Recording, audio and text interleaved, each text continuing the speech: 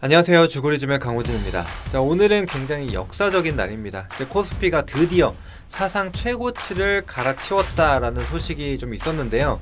그래서 4년 2개월 만에 최고가, 신고가를 써내면서 드디어 상방을 뚫어냈다. 그래서 앞으로 추가적인 상승을 좀 기대가 된다. 이런 얘기들이 좀 들려오고 있는 상황이죠. 굉장히 좀 축하할 일이라고 생각을 합니다. 그래서 지금 한 달이 넘는 기간 동안 계속 박스권에 좀 갇혀 있었는데 이런 것들을 드디어 뚫어내고 방향성을 만들어낸 거죠.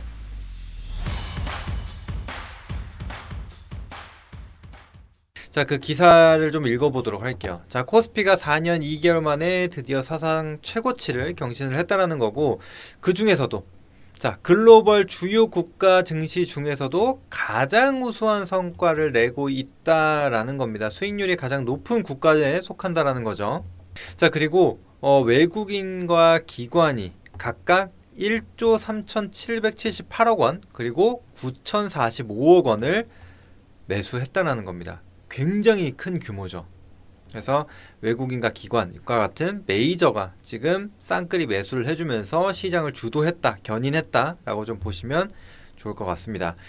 그래서 지금 이 고용 데이터가 예상치에 좀 부합하는 수치를 내놓게 되면서 경기 침체 우려가 좀 제한이 됐다. 그래서 악재는 덜어내고 오히려 좀 긍정적인 이제 금리 인하로 인한 뭐예요? 유동성 증가로 이어진다라는 거죠. 자, 이런 이슈들이 좀 받쳐지게 되면서 미국 역시도 사상 최고치를 먼저 경신을 했습니다. 근데 이에 따라서 국내 증시도 사상 최고가를 경신을 한 거죠.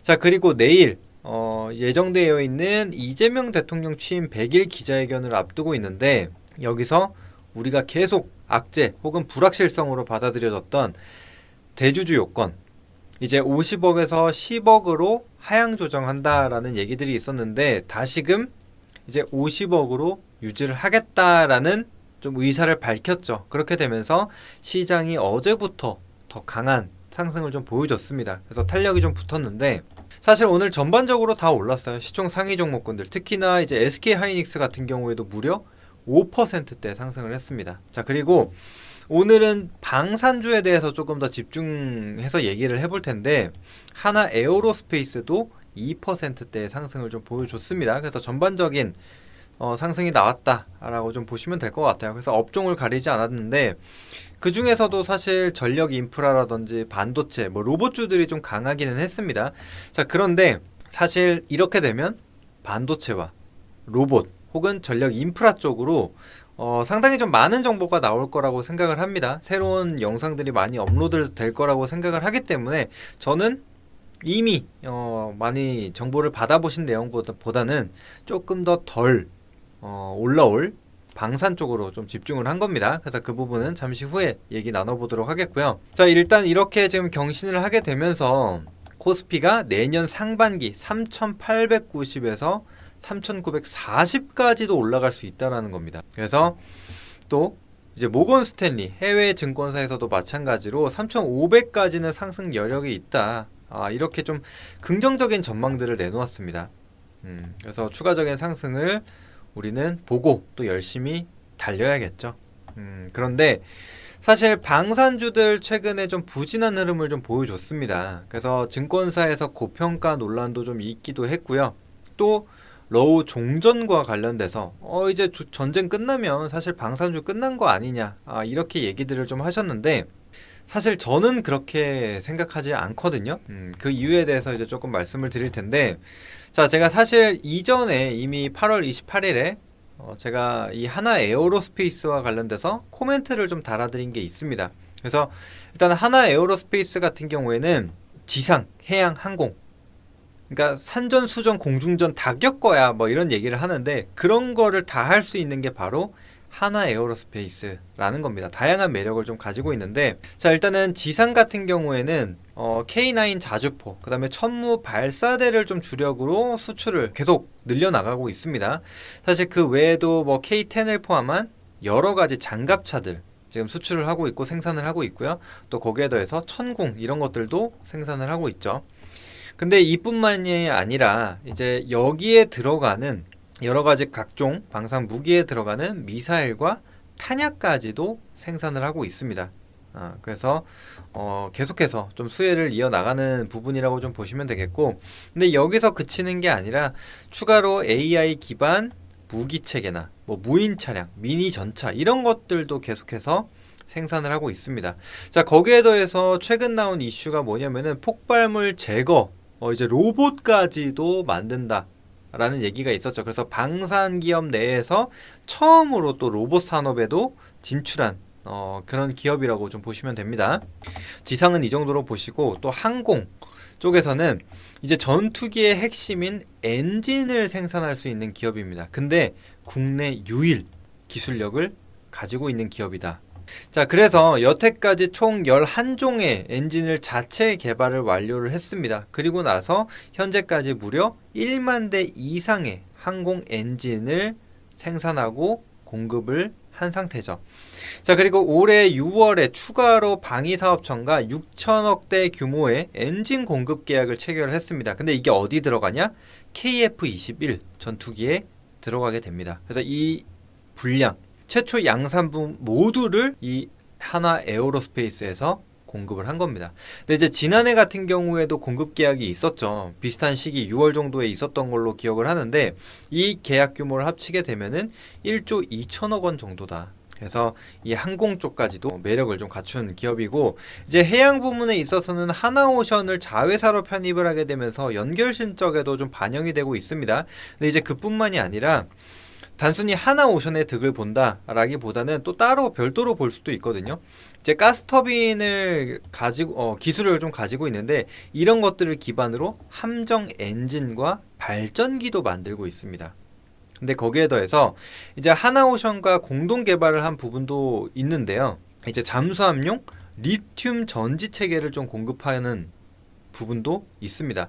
그래서 최근에는 이 잠수함도 리튬, 그러니까 배터리를 사용을 하고 있는 상황이라고 좀 보시면 될 것 같아요. 단순히 자동차를 넘어서 지금 이제 선박까지도, 그러니까 조선 쪽까지도 좀 확대되고 있는 상황이죠.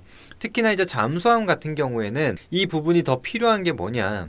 잠수함의 목적이 뭡니까? 은밀하게 작전을 수행하는 부분인데, 이제 결국에는 디젤 엔진을 많이 사용을 하죠. 그러려면은 산소, 그러니까 산소 공급이 좀 필요하기 때문에 계속해서 해상으로 올라와야 되는 이슈들이 발생을 합니다. 근데 디젤 엔진을 가동하게 되면 소음도 발생을 하고, 거기에 더해서 매연까지도 발생을 하기 때문에 노출되기가 굉장히 쉽죠. 그래서 이제 잠수함에 이렇게 배터리라든지, 최근에는 이제 수소 연료 전지도 굉장히 좀 크게 이슈를 받았었죠.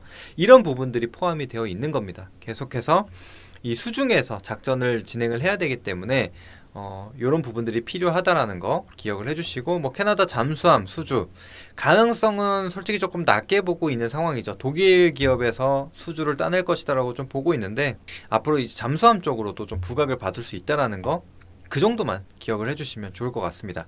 자, 그리고 앞으로 이제 수출이 이제 고점을 찍은 게 아니냐라는 생각을 하실 수가 있는데, 지금 뭐 유럽과 중동 쪽을 통해서 계속해서 수출 성장세를 좀 보여주고 있는 상황이고, 또 그리고 이제 폴란드양 2차 물량 여전히 좀 남아 있습니다. 그래서 이게 26년도 내년이죠. 내년도에도 이 K9 자주포와 그리고 천무 잔여 물량에 대한 부분도 계속 인도가 되면서 매출에 반영이 될 겁니다. 그리고 이제 올해 나왔었던 이 호주와 이집트 수주 계약도 있었는데, 이런 것들이 이제 내년에 또 인도가 되면서 수출에 그러니까 실적에 반영이 된다라고 보시면 됩니다. 그래서 지금 조선도 그렇지만 방산 같은 경우에도 결국에는 수주 산업이기 때문에 지금 한 3년치 정도가 쌓여 있다라고 하죠. 그래서 당장에 이 실적이 흔들릴 이유는 없다라고 생각을 하거든요. 그래서 이 실적 기반으로 계속해서 움직임을 보여줄 수 있다라는 겁니다. 자, 그리고 우리가 마지막으로 봐야 될 포인트가 무엇이냐면요. 앞서 말씀드렸지만 이제 러우 종전과 관련돼서 이제 방산주 끝났다 라고 생각을 하시는 분들이 있는데, 지금의 방산주는 더 이상 이 러우 전쟁 테마주가 아닙니다. 그래서 끝났다라고 해서, 종전이 된다라고 해서 방산주들의 이제 추세가 그냥 하락세로만 가는 거는 아니에요. 그 이유가 뭐냐면은, 일단은 글로벌 방위비 자체가 증가하는 추세죠. 전 세계적으로. 자, 그리고 이제 우크라이나뿐만이 아니라 우크라이나를 지원했었던 그런 우방국들 포함해서 보면요. 지금 국방력이 많이 떨어진 상태입니다. 그래서 앞서 이제 폴란드 같은 경우에도 지금 우리나라 2차 계약까지 좀 진행을 했는데 이제 폴란드 같은 경우에도 우크라이나에 지원을 좀 많이 했어요. 그렇다는 얘기는 뭐예요? 지금 곳간에 가득 차 있어야 돼요. 뭐 전차가 됐든 뭐가 됐든 이 방산 부분에 있어서 가득 차 있어야 되는데 이게 지원을 하게 되면서 어때요? 비워져 있다. 곳간이 지금 비워져 있다. 그러면은 이거를 다시 채워야겠죠. 그렇기 때문에 방산 더 이상 끝난 게 아닙니다. 그리고 지금 폴란드 쪽에서도 지금 이미 어떻게 보면 2차 계약까지 진행을 하게 되면서 신뢰도가 많이 쌓여 있는 상태죠. 그러면은 이런 우방국 쪽으로도 확대가 될 수가 있습니다. 그러면 곳간이 비워져 있기 때문에 우리도 빨리 채워야 되는데 그러면은 싸고 빨리 만들 수 있는 근데 퀄리티도 좋은 게 바로 우리나라이기 때문에 이런 것들이 점차적으로 확대가 될 수 있다는 겁니다. 그래서 제가 봤을 때는 더 이상 테마주로 좀 보시지 않으셨으면 좋겠어요. 자, 그리고 또 한 가지 말씀드릴 게 뭐냐면은 예전에는 지금 방산주라고 하면 내수주에 그쳤거든요. 우리나라 방위산업청에만 공급하는 그런 내수주에 불과했는데 이제는 수출을 한다는 거예요. 이제는 수출이 더 많아요, 오히려. 그렇기 때문에 이젠 바뀌었다. 성격 자체가 바뀌었다. 체질 자체가 바뀌었기 때문에 이제는 수출주로 좀 봐야 되고 그러면은 밸류 자체도 좀 달라진다라고 좀 보시면 될 것 같아요. 자, 그리고 우리가 이제 하단에 좀 실적 체크를 좀 해보도록 할 텐데 지금 실적 성장세를 보게 되면은 엄청나게 빨라요. 그리고 성장 폭도 어마어마하게 큽니다. 그래서 이전에 20년도 기준으로 봤을 때도 5조 원대였는데 이제는 10조 원대로 늘어났고 무려 올해는 20조 후반대 27조 원을 기록할 전망이에요. 내년에는 30조 원. 그 내후년에는 32조 원대. 그리고 영업이익을 보더라도 2천억대 중반이었습니다. 그런데 이게 지금 성장을 해서 1조 7천억 원대, 올해는 무려 3조 5천억 원대. 내년, 내후년 4조 원대, 5조 원대까지 늘어난다는 거예요.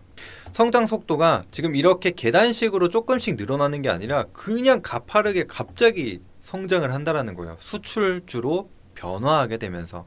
자, 이렇게 빠른 성장을 보여주고 있기 때문에 밸류나 지금 그리고 멀티플 같은 경우에도 더 높게 줄 수 있다는 거죠. 제가 이 하단에도 좀 적어놨는데요.